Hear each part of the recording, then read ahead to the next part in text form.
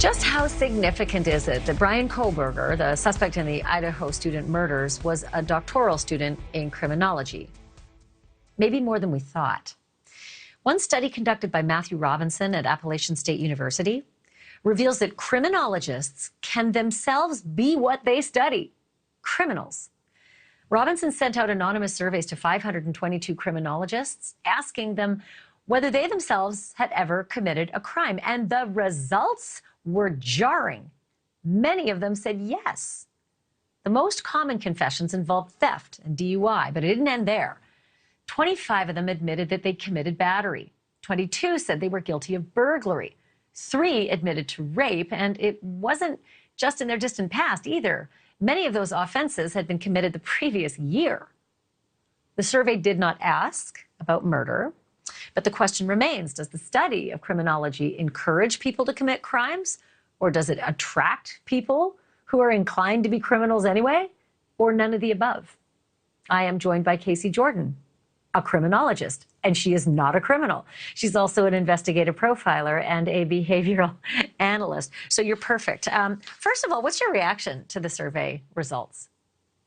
Well, I dug this survey up. It's actually from 1998.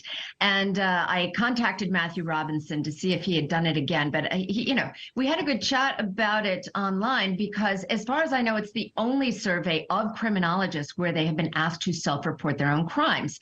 And back in 1998, a lot of the crimes that they were confessing to were things like stealing software, it's a little bit out of date today, or unfortunately sleeping with students, or, making up data for their research results. But when asked about those index crimes from the Uniform Crime Report, there was self-report. And I do believe the survey, which was a mail survey back in the day, was administered properly to get veracity, to get truthfulness. And really what we ended up finding is not that criminologists are more criminal than anybody, but they are pretty much on par with the average Joe. It's not that they are more moral or that better people are attracted to criminology. I think we're just like everybody else. That freaks me out because I think I know what your answer is going to be. In your bio, I didn't mention that you're also Professor Casey Jordan and that you have taught at many schools, including Queens College, St. Joseph's College, John Jay, Western Connecticut State. And you have this thing you do on the first day of class. You hand out a questionnaire asking these kinds of questions. So what kind of results have you been getting when you ask anonymously for your classes of criminology students to tell you if they've committed crimes?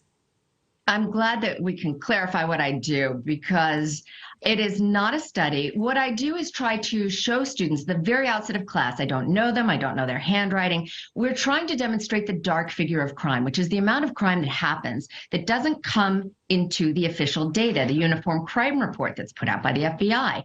Is it reported to the police? Sometimes people know, sometimes they don't. But I ask students, and I spend a lot of time doing this, and I've done it many, many, many, many times. So, I know the method that works best to get honest answers, and I check them for veracity. And if I think they're lying or they're just making something up, I don't read it.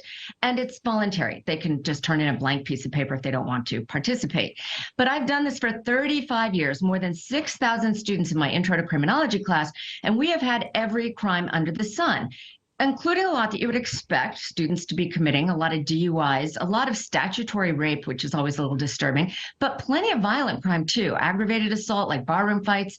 And Ashleigh, over 35 years, 4 students have self-reported that they've committed homicide, murder. One said it was in self-defense, but yeah. So, okay, you said this was anonymous. You can't do anything about it, right? Because you don't have names. You can't call the police and say, I don't know if you have this one on record here, but I got a live one.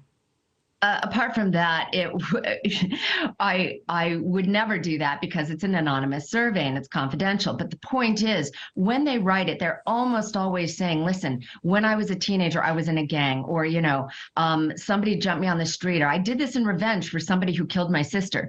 They will give you details which make me think it is 100% true and accurate. And in no case were they ever arrested. I'm sure, of course, the crime would be reported, but the point is they got away with it. They almost always add a postscript, though, that says, that was then, this is now. I am here studying criminal justice because I want to get my life in order, because that's not the person I want to be. I'm far more concerned about those who admit to things like hate crime, beating up people, for being a color in the wrong neighborhood. And even, one that I write about in a Slate article where somebody admitted that he beat up a sex worker and they gang raped her, and he was completely unapologetic because he said she ripped him off. So we get a lot of qualitative data by doing exercises like this.